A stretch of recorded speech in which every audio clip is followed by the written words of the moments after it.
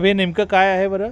आता हे शाहू महाराजांनी त्यावेळेला धुण्याची चावी म्हणजे रंकाळ्यातनं पाणी बिन लाईटचं इथं येत होतं आणि आपला परेड समाज धुणं जनतेला धुवायसाठी की ते गोल तेच आहेत का? सगळे आपोआप पाणी बिन लाईटचं आणि इथनं जो राहिलेलं पाणी संपूर्ण ह्या परिसरात शेतीला जायचं. बर आज एकही असा पॉईंट ठेवलेला नाही. का मला वाईट वाटणार नाही? का माझ्या राजानं काय केलं नाही? सगळ्यांसाठी केलं. ते टिकवायला पाहिजे होतं का नव्हतं? बरोबर. सांगा. आज तुम्ही सांगता बॉम्बेमध्ये पण असं आहे पर्यटन लोक फॉरेनचे लोक घेऊन ते हो, महालक्ष्मी रेल्वे स्टेशनच्या बाजूला इव्हन मुन्नाबाई पिक्चरमध्ये पण तुम्ही बघाल त्याचं घेतलेलं आहे तो शॉर्ट मध्ये पण आहे बघा ते शॉर्ट बीट. म्हणजे ह्या ज्या गोष्टी ह्या जपायला पाहिजे होत्या, अँटिक पीस म्हणून ठेवायला पाहिजे होतं. आज महापालिका असून दे त्यानंतर PW कोणाच्या पण ताब्यात किंवा महाराज जनतेला लक्ष द्यायला पाहिजे का नको? आज हे पर्यटन म्हणून ठेवला 2-4 पैसे मेंटेनन्स पण झाला. पण असे कोल्हापुरात आणखीन दुर्लक्षित झालेले आणखीन काही मुद्दे आहेत. 60 मारी मी तेच सांगतोय. मी शाहू महाराजांनी जे चांगल्यासाठी केलेलं होतं एकही ठेवून. आता कुस्त्याचं मैदान घ्या, 60 मारी घ्या,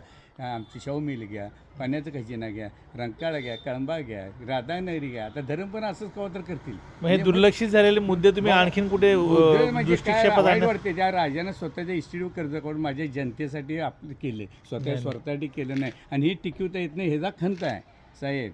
आणि कोटी रुपये आणले, 10 कोटी 100 कोटी. अरे काय करायचं आम्हाला? आता पॅलेस, नवा पॅलेस, जुना पॅलेस बघा ना काय आहे. मेन राजधानी हायस्कूल बघा.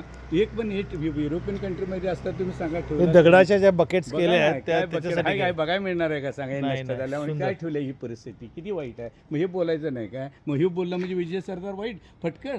नाही तुम्ही फारच चांगलं काम नाही, मी करताय. भीत नाही, मला काय नाही. आणि हे सांगतो ना, आता कोणाच्या आता बघा ना वेळ येईल तसं. आम्ही नगरसेवक असताना सुजित पोद्दार एक नगरसेवक होता. आम्ही सगळी बाग बी कसलं चांगलं केली. काही टिकवलं म्हणजे तुम्ही केल्यानंतर परत हे असं केलं. मी जनतेचं पण कर्तव्य आहे. हे असं आहे, ज्या राज्याचं खातो त्या राज्याची आठवण हे वाईट वाटते राव. निश्चितपणे म्हणून बघा तुम्ही आता बॉम्बेसनं आला बघितला असे अनेक आमचे कोल्हापूर. माझं कोल्हापूर सुंदर आहेच, अभिमान आहे आम्हाला माझ्या शाहूनगरीचा.